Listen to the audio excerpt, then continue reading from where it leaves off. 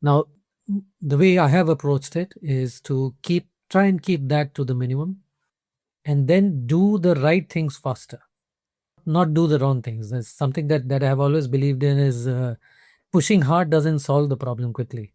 Rather could compound the problem or break the fundamentals. Yeah, but can I find ways to do the right thing but do them faster? Step into the world of success with your brand amplified, the ultimate podcast designed to unravel the intricacies of thriving businesses. I'm your host, Annika Jackson, and I'm on a mission to uncover the stories, strategies, and secrets that have propelled entrepreneurs and business leaders to success. I'm really thrilled to have today's guest who has built some of the biggest brands in global consumer health, including Danone, Opella, Twinings. But it was a deeply personal issue, Shantanu, that had you walk away from a conventional playbook and co-found wellness movement, which this is something that I've been seeing a lot of people who I've been interviewing lately are in this world. And it's something that I'm also seeing a lot with people outside of the podcast, just in my realm, realizing that we have to focus on these issues. So first and foremost, Shantanu Srivastava, thank you so much for being here. And I'd love to hear about that journey into having these big roles, building up these big companies, and then realizing, oh, there's something else affecting my life, my family's life that I need to focus on. Indeed, Anika, there is. And thanks for having me on the show. I'm delighted to be here and lovely to meet you. As you said, it's been a bit of a journey for us together with my partner, and she and I together founded this new initiative, which was after, as you said, several years of corporate life and brands and innovation and products, a bit related in the health and wellness area. The reason we got into this was largely driven through our own lived experience and our own personal experiences on how we interacted with the healthcare system across markets. And my career has taken me across quite a few countries, lived in quite a few places. And then that was kind of a aha moment for me going through my own journey to realize that, okay, there is a gap and there's something that we can do about this. And then a few years back, my wife and I got into this and really are trying to build something that can bring value to more people like us. Wonderful. And part of it is that you've lived with type 2 diabetes, correct? And again, this is something a lot of people and of all ages are being affected by. Yeah, that was indeed the trigger, so to say, Anika. Yes, I have been type 2 diabetic since my mid 20s, actually, so quite long term. And without getting into the reasons why, but it was fairly well managed. And I thought I was always very conscious of my food habits, my lifestyle. I was regularly taking my medication as well. But after over 20 years of living with the ailment, they reached a point where all that I was getting from the healthcare system was more and more medication, and reaching to a point where the professional advice that, okay, you need to start taking insulin now. And I was quite taken aback because it was not acceptable to me to say that there are no other ways to manage this. And yes, it's a condition you live with, it's not curable. But I was always wondering, why can't I find more other ways? But really, when we as a family and me personally as well are willing to make a lot of lifestyle adjustments, and then that gap kind of triggered few actions I took. I was lucky enough to get the right advice at the right time, and fortunately have been in a kind of a reversal, or at least a reversal trend for the last 4 5 years. And then that triggered the thinking that, okay, there is a gap, and then what I went through, I need to try and do that for more people. And I know in the United States, we all have the Band-Aid of we just get prescribed more and more medications. And you alluded to living in a few different places. So I'd love to understand a little bit more about the disparities and the differences you saw between different countries' healthcare systems. Sure. I mean, my experience is spanning, and we are Indian origin. So all early life was back in India. That's where I learned that I have this ailment, and my initial period was still back there. We have lived a bit in Europe as well, in Paris, and then we have been in the UK for the last 9 years. So yeah, I've seen the three different systems. Now, underlying thing, Anika, where it kind of bothered me was, and it's also a bit, it's not entirely the healthcare system. It's how we as humans have been trained and how the healthcare system has been set up. it's always been a problem solution approach. You have a problem, take a medicine. And the entire approach is symptomatic relief or at best management. Yeah. And the thing that any ailment underlying is a natural phenomena. And can we address the underlying phenomena? Can we at least better manage the underlying phenomena? That is not always curable just by a medicine, but you need to do more around it. Now, the way I have seen to your question, the healthcare system, and I know there are reasons for it being like that, but mostly it has been back in India. It's there is public healthcare as well, but private healthcare is the go-to. It's reasonably priced. It's not expensive as the Western world, and the entire approach. Even when I look at my friends and family, the way I grew up was okay. I have a problem. I go to a doctor. I ask for a prescription, and I start taking medication. To the extent of the way the culture and lifestyle has built, that if the doctor tells me that okay, you need to stop eating XYZ or you need to stop sitting around all day, working out, running, I don't like that advice and I'd change the doctor. So at a cultural level, that is something that the healthcare system also grapples with, right? So the doctors tend to, okay, let me give you a quick solution, not tell you things that you don't want to hear. Right. And then in the Western world, if I draw a contrast with, say, the UK system, which is public healthcare, entirely free healthcare, is optimized and designed to prevent serious illnesses or to cure serious illnesses. So how can I? And there's clear range. If I specifically talk about type 2 diabetes, that okay, this much of a range is tolerable. You are not risking serious problems, so you can live with this. And if I push the system that no, I want to further improve, what can I do? Then that's where you start to see gaps. Two extremes, but then across the two, what we felt, Anika, was really there's a gap on people understanding the correlation between medication, supplementation, lifestyle, food habits, and the day-to-day stress and routine and sleep Yeah. quality, etc. And all of those work together to help manage such conditions. And that's a space we wanted to really start to make easier for people to access. So talk about how you came up, right, with Health First. You are a neuromindfulness practitioner and coach, certified. You serve on several boards with startups in the food and wellness space as part of your work. And the two of you had to sit down and go, how can we help be part of the solution, not just continuing people on the path of medicine or ill health? Yeah, it was a slow journey, Anika, to be fairly honest about it, right? So in a sense, to give the due credit to my partner as well, who's the co-founder, she took the first step. And then you spoke about my background and my career. She's from a similar background, a marketer all her life in food industry and so on. And a few years back, she chose to leave that and completely go into health learnings. At over 40 years of age, she left working. She went back to college, started to study nutrition, health, lifestyle coaching, herbal medicine, and really dived into that field. So that created the know-how. And if you look at our website as well, that's why she is the health brain in this venture. She has built that know-how. She has built that expertise. We have been married over 20 years. So she had me as a, so to say, a live demo. Right, a guinea And pig. yeah, kind of a guinea pig, yes. And she tried lots of things with me. And I had, if I can take the credit, I had the commitment to follow, and that worked for us. Nice. Now, going through that journey and looking at our friends circle, relatives, and lots of other people, and particularly when I reached that stage, incidentally, this was just around the COVID period, just before. And whereas literally searching for what else can I explore? How can I better manage this situation? And as I said earlier, I've managed to find somebody who gave me the right advice.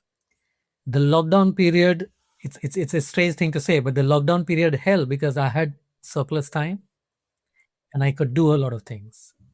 And I was largely home, so I could even change my food habits. So things improved for us.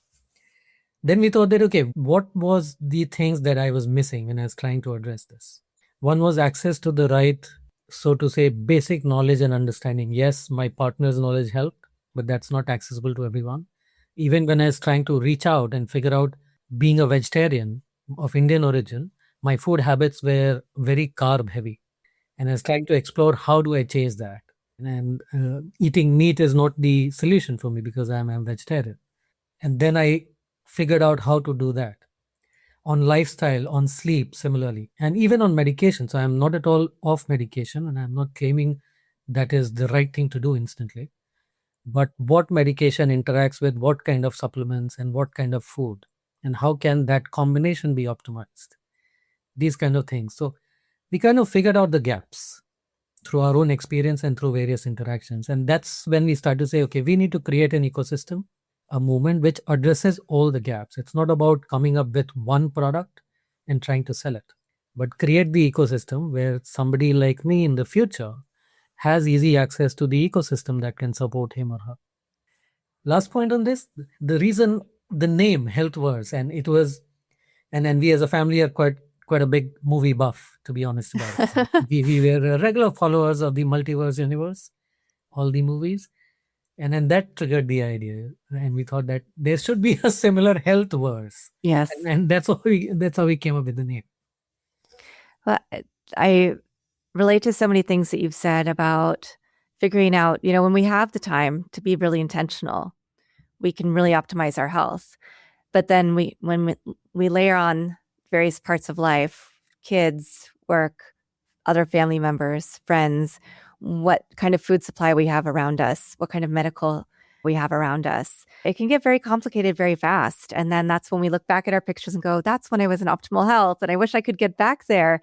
And so understanding the frameworks that you're able to help supply and understanding what steps we can take at any one point in time. Because I'm like you, if somebody tells me this is the plan that you have to do for exercise or for something else, I am probably not going to follow it. I'll probably rebel against it and push against it because it's not my natural inclination.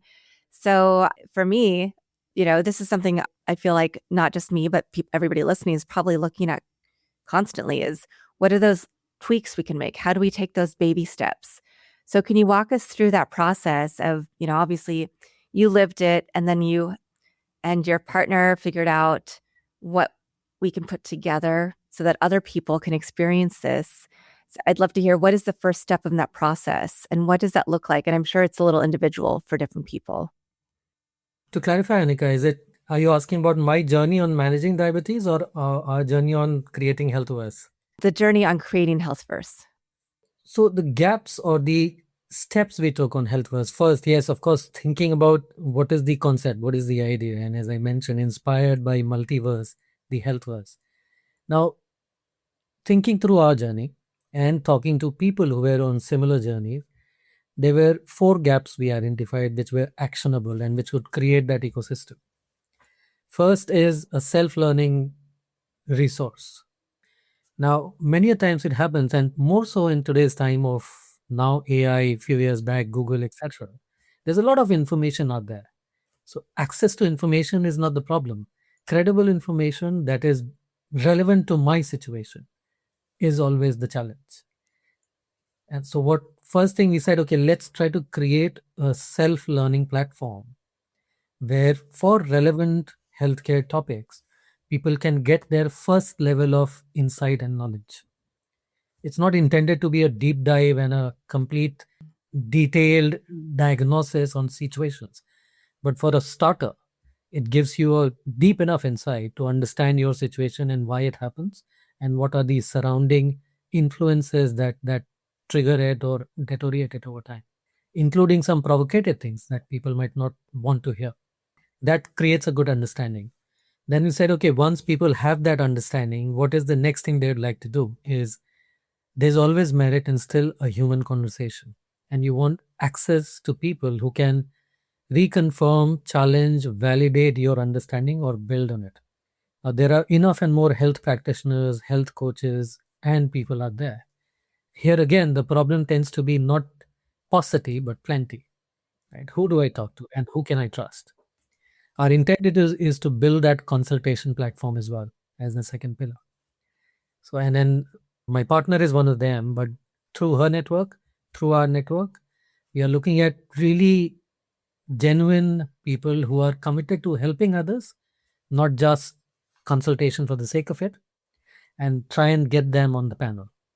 It's early days. We are still very much building, but that is, I'm telling you the intent where we want to take it. So far on our HealthWorks website, only these two pillars are live because we have been able to activate those two. But next, where we want to go is build a community around it, which is in a normal human behavior cycle. You learn something, you validate or confirm or build on that, then you want to interact with people going through a similar journey to pick from their learnings and their experiences. And that is the intent of building a community around this topic.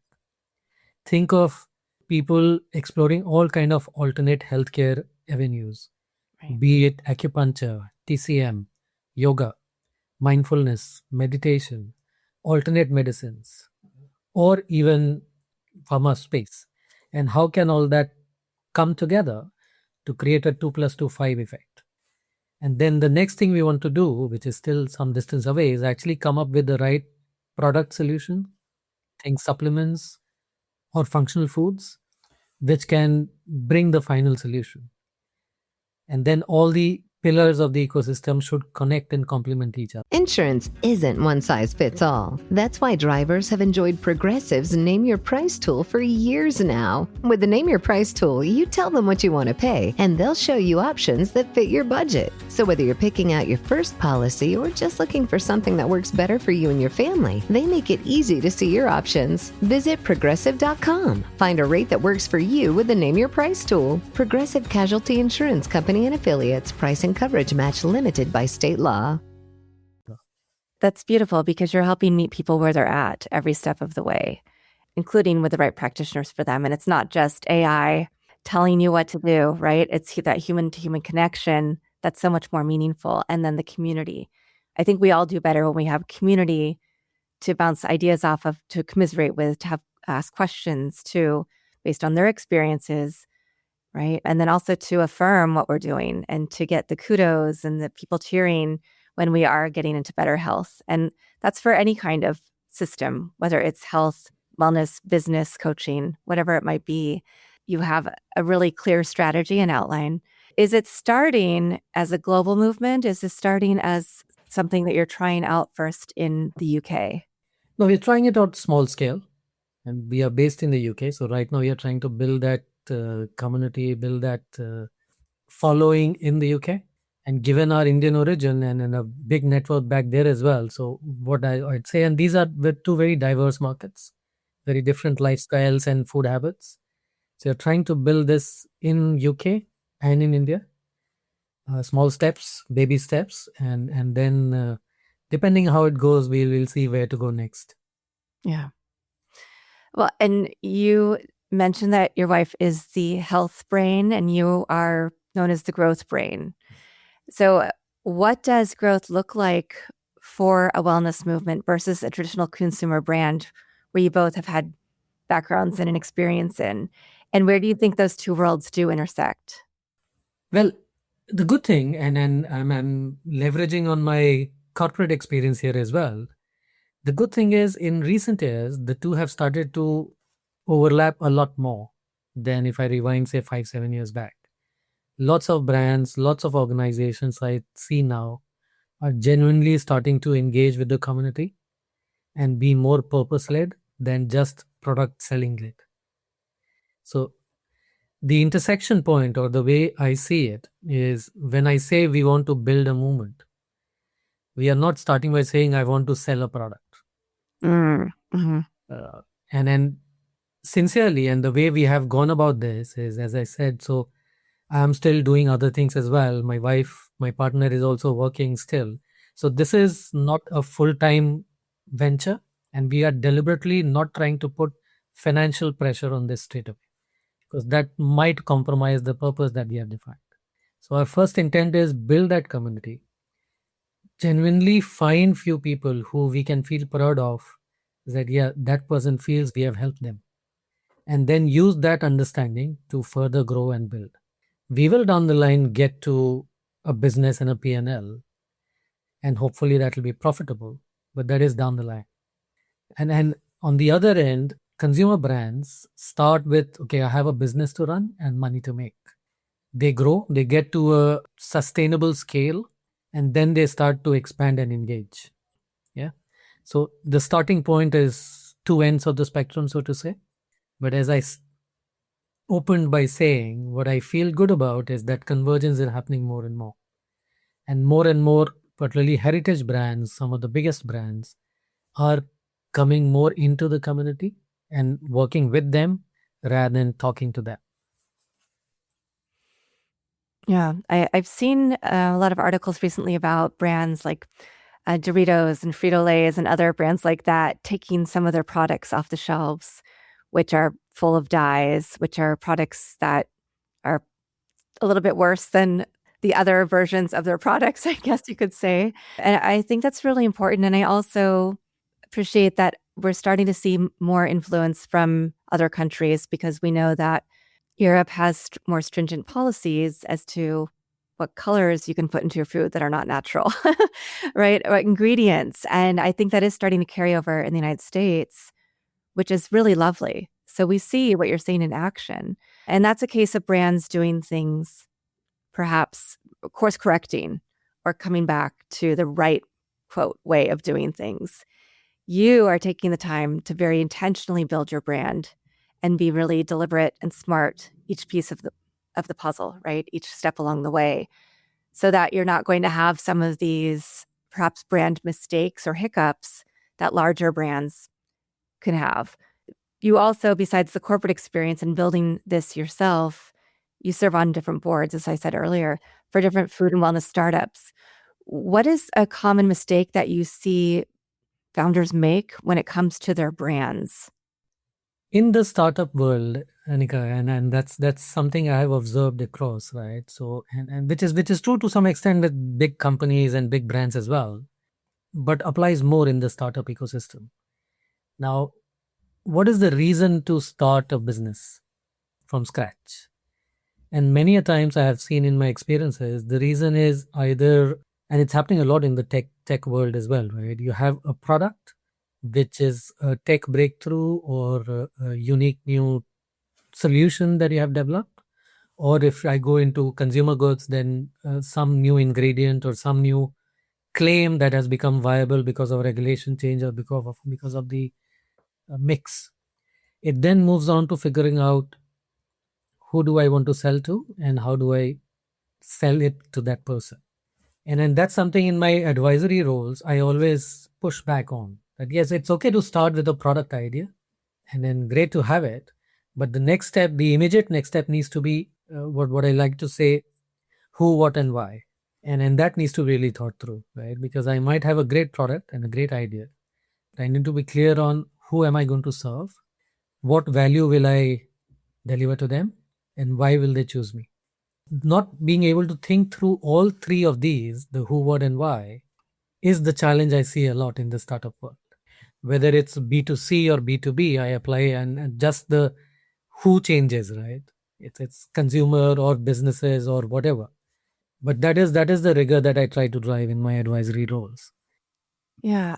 It baffles me that people wouldn't start with that work to begin with, because you might think something is amazing, but if you don't have an audience and you don't have people who actually have a need for that, and it's going to offer them a solution that will help them, whether it's in health, right? Help them be more efficient at their job or whatever the case may be, it's just baffling. And as somebody in marketing and digital marketing and who's worked in publicity, so many times I've had clients who have a business, they've already established it, but then we have to go back and do the work of really understanding and honing in on their mission, vision, values, positioning, key markets, all of that research that they skipped over.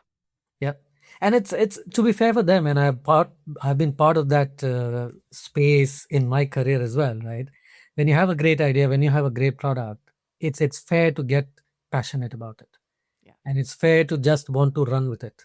But it's wiser, in my view, to pause and think of the who, what, and why. Yeah. Turning a little bit to your neuromindfulness, right? You're a certified neuromindfulness practitioner, which honestly is something I haven't heard of. I know people in spaces who do a lot of mindfulness work, mindset, who work with different parts of the brain and resetting. So can you talk a little bit about what that means and how does that help you when you're leading organizations, including your own? Well, the reason I got into this, the reason of the interest is dating back to my growing up days back in India, where I had early exposure to yoga. And within yoga, there is element of pranayam and meditation. So I had early exposure even during my teen years into that space. And even at that age, I used to find it very useful. And then left India, grew away from it. But I was always interested in that space. What triggered it again for me to get back into it, Anika, was during my work and corporate work. And I have been in global roles for the last 12, 13 years.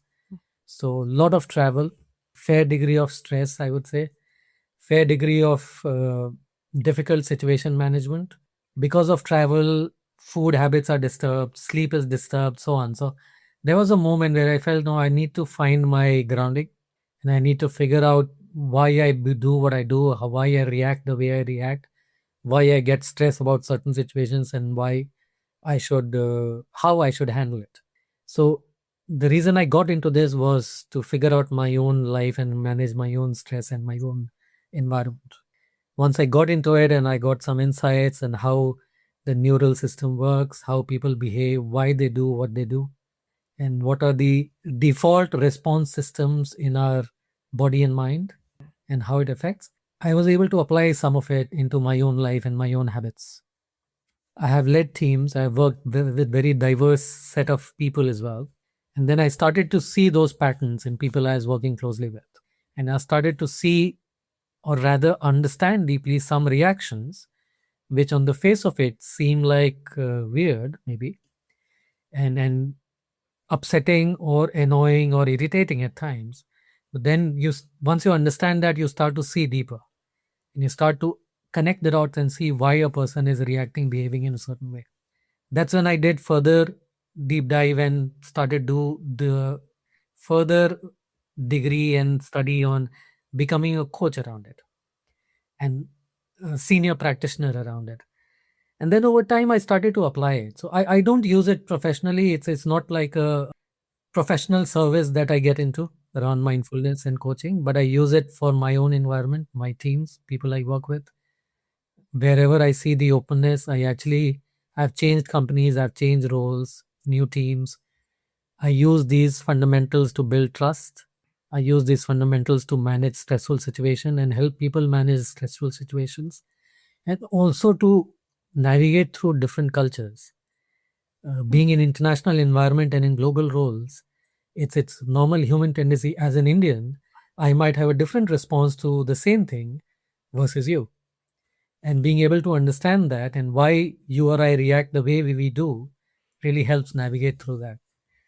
I found it really useful since then in my professional life and personal life as well. So I stick to it.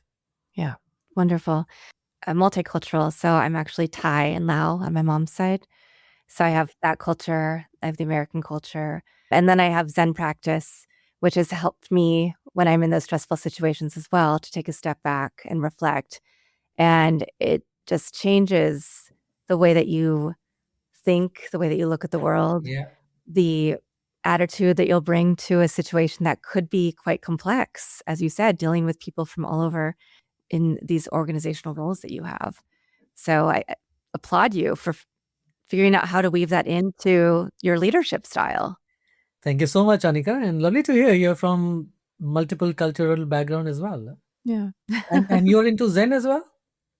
Yes, I am a Buddhist, Theravada Buddhist, but I work with a former Zen monk and have gone through, different training modalities just to recenter and be fully myself. And I think those are all important things. Any way we can figure out how to be healthier with our emotions, with our mind, with our spirit, with our bodies, as you have also been learning and going through and figuring out how to bring these modalities to people in different ways. That's amazing. Probably I need to catch you for another follow-up conversation on this topic then. Happy to. So I imagine this has also helped you and your teams get out of being reactive all the time. But when people are Going back to your startup experience and even your own brand, oftentimes we feel like we're reacting. We know what we want to do. We maybe start, but then sometimes becomes about survival. Maybe we did a wrong step in one part of the process. So what do we need to think about strategically to make sure that we don't get into that fight or flight mode as entrepreneurs, that we stay a path and don't start panicking and becoming overtly reactive? It does happen a lot, Anika, and not only in the entrepreneurial space, but even in corporate environment. And I'm sure you would have seen that as well. Quarterly target is behind, and you need to deliver the quarter's target, and you need to find a way to do that. Now, my experience and the way I have always approached it is consciously take few side steps to tide over the crisis. Do not change your purpose. Do not change what the reason you exist for. The way I like to approach it is I acknowledge that I have a specific short-term problem, and I might need to do few things which are not necessarily my guiding light, but I'm going to do them because I want to stay on course for my North Star. And not doing them might derail me from my North Star. Then it becomes reasonable to be able to do that. How far you go in those exceptions and what kind of exceptions you make really is a value call that people need to assess and take. And at times there might be cases where that, okay, I have to take the hit, and it's too much of a stretch to make the exception or to do XYZ. But in many cases, in my experiences, within reasonable stretch, it's possible to find solutions and find ways to overcome the short-term problem. Now, in the entrepreneurial world, in the startup system, it is more challenging because in many cases, it's all about survival, right? And particularly when the company that I start, if that is my means of livelihood as well, I have to grow, I have to make profit, I have to make money. That's the guiding light. Now, the way I have approached it is to try and keep that to the minimum, and then do the right things faster, not do the wrong things. There's something that I have always believed in is pushing hard doesn't solve the problem quickly, rather could compound the problem or break the fundamentals. Yeah, but can I find ways to do the right thing but do them faster? And how do you differentiate sometimes between, I mean, I know you mentioned values, and I do think that's a big part of it, is do you go with this object that will help you reach maybe your overall goals of being financially stable, starting to get sales in, but the person you're selling to or the person that you're taking money from isn't necessarily the road you want to go down, versus staying in your values, and maybe it is a slower road and you aren't able to get to that, to figure out how to make it move more quickly? I'll give you a practical example from our own business, right? So I said my partner is also a practicing consultant on nutrition and health. She does work full time as well, so she does this only on weekends. So there are two parts to it. At a very small scale, but to make the point, how do you assure revenue? There are two ways. She gets X number of inquiries, and those are like just to understand what is the problem. Can I really help you or not? One approach could be I try to monetize every inquiry I get, and that way you can maximize revenue.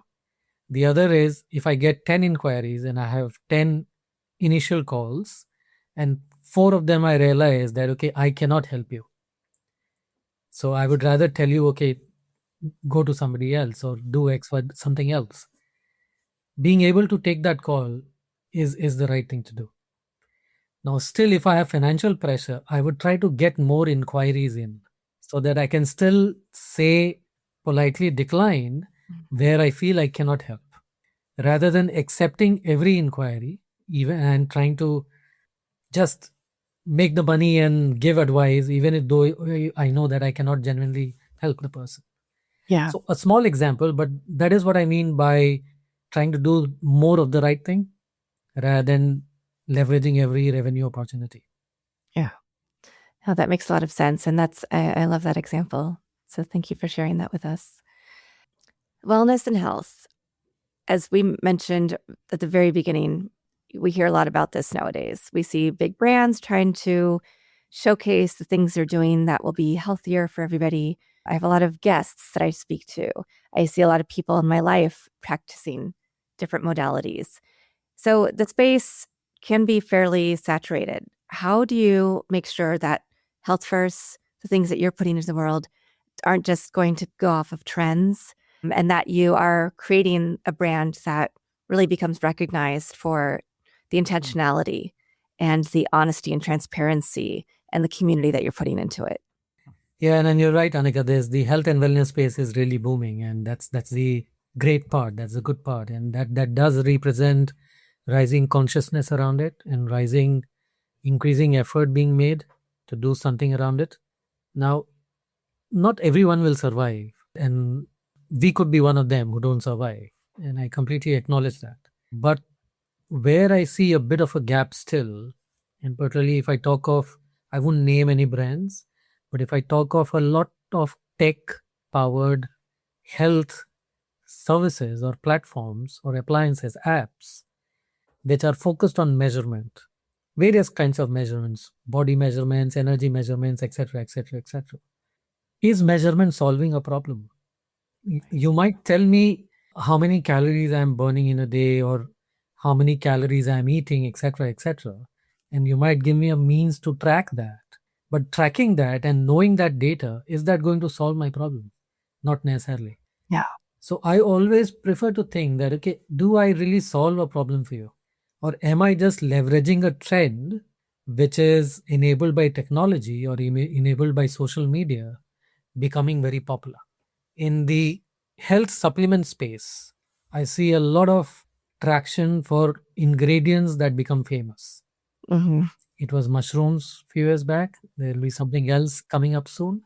And then lots of brands come up talking about that ingredient, not realizing particularly, and if I take my own example, somebody with long-term type 2 diabetes needs to be very careful about interactions.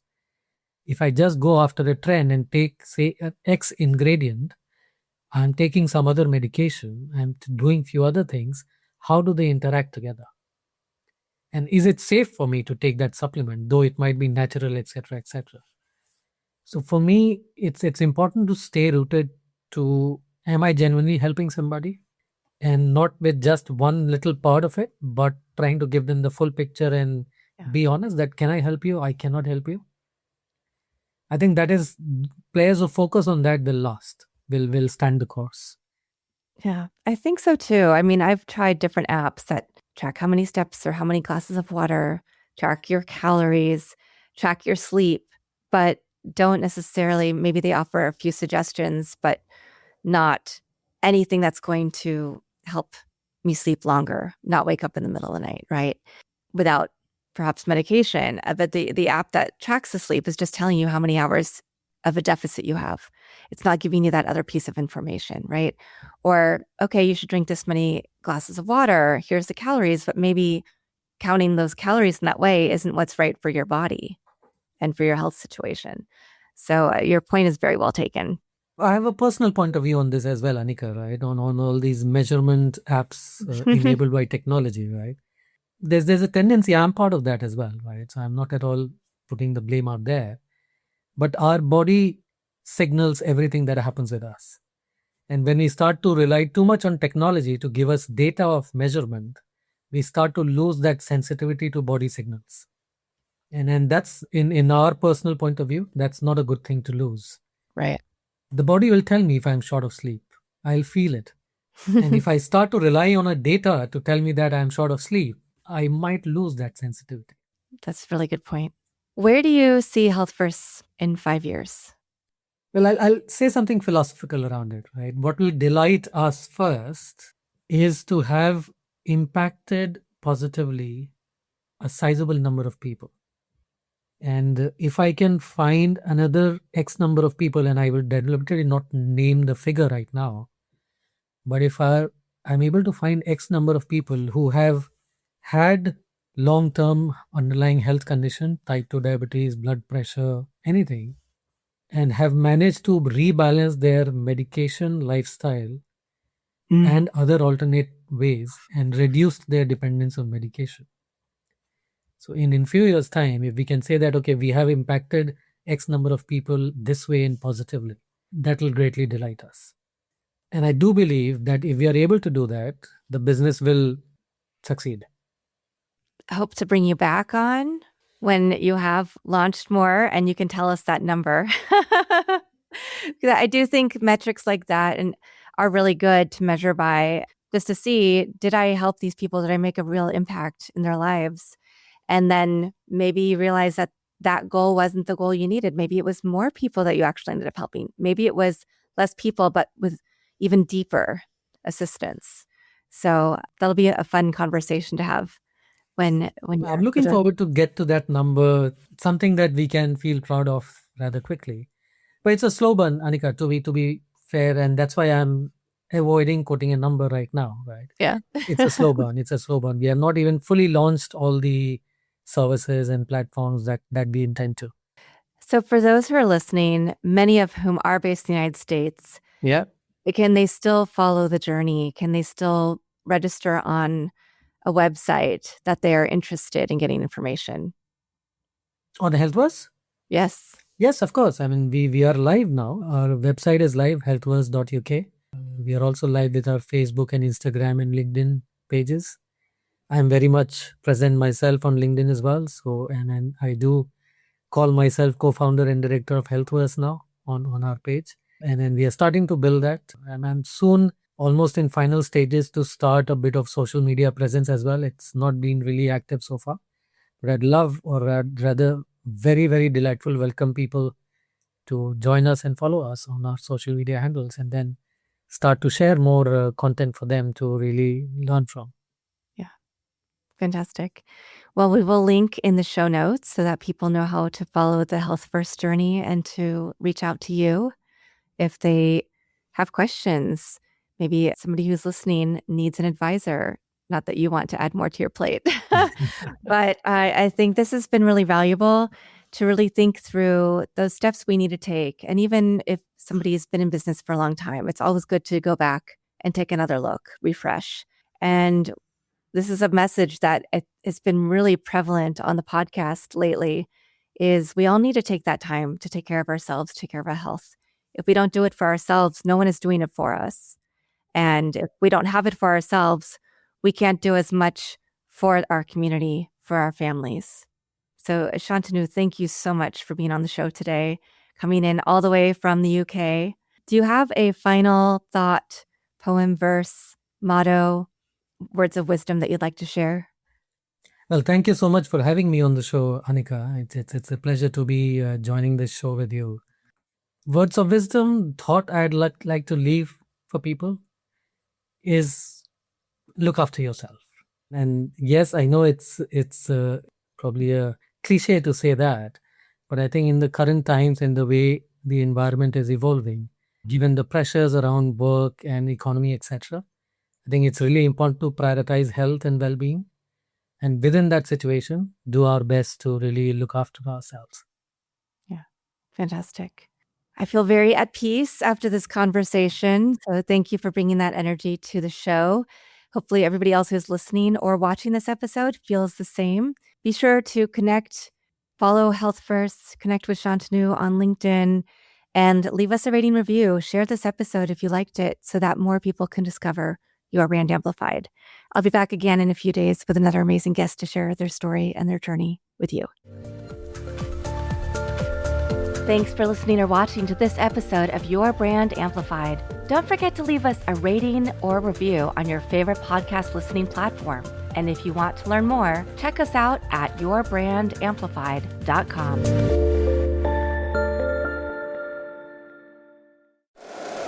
If you like the show, please take a moment to rate, review, and subscribe. It really does help the show to grow. Thank you for listening.